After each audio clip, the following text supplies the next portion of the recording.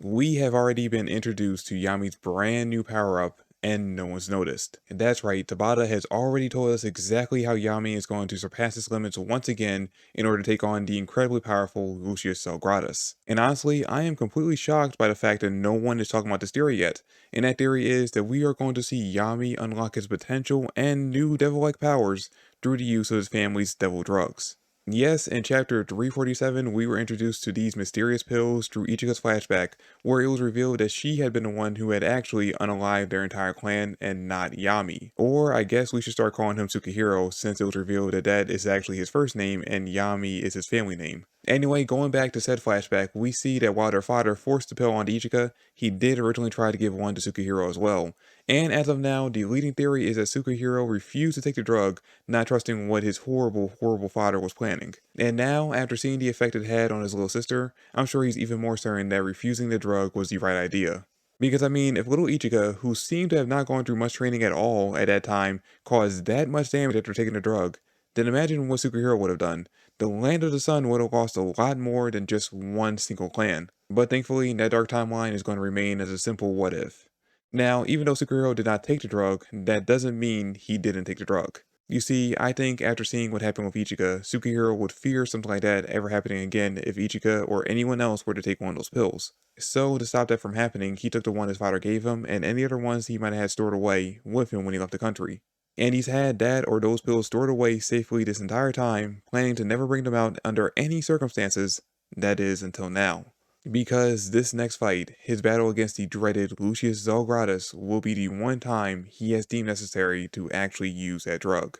Because I mean sure, Sukihiro has been in battles where he's been completely overwhelmed and stood no chance of winning, fights where a drug that could unlock your lane potential and give you a significant boost in power would have been very helpful, like say Zagred, Full Power Black Mode Dante, and of course Lucifero. But if you look back on those fights, there's something that Sukihiro always had that he doesn't have going into this one. Faith. Faith that even if he alone cannot defeat the opponent standing right in front of him, working together with his friends and allies, they can definitely get the job done. It's that exact faith that helps him stay so charismatic and so level-headed even in the toughest situations. But unfortunately not this time. I mean, just look at this face. Does this look like the face of someone who's ready to run into battle full of quips and faith in their ability to defeat the enemy?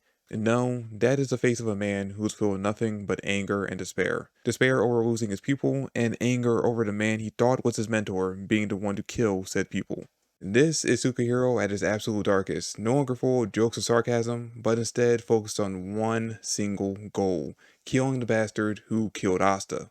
But he knows he's not strong enough to take down Lucius just yet, at least not without using that drug. Tabata purposely showed us their father offering Sukihiro the drug first, and then revealed it was Ichika instead who had massacred their clan, all to set up the moment when Sukihiro will come face to face with Lucius and take the drug himself, which will not only significantly boost his power, but now that his body's been altered with mana from the underworld, it will also unlock his own devil-like transformation, which is something that a lot of fans have been calling for a long time now, so this is our best chance to finally get it. With, of course, the bad news being that obviously when he takes it, he's going to be overcome with bloodlust and go on a rampage. But the good news on top of the bad news is that the bloodlust is not permanent, as we know by the fact that eventually it wore off with Ichika. And then the better news on top of that is that Ichika is almost certainly going to be traveling with Asta back to the Clover Kingdom, which means we are going to get a reunion between brother and sister.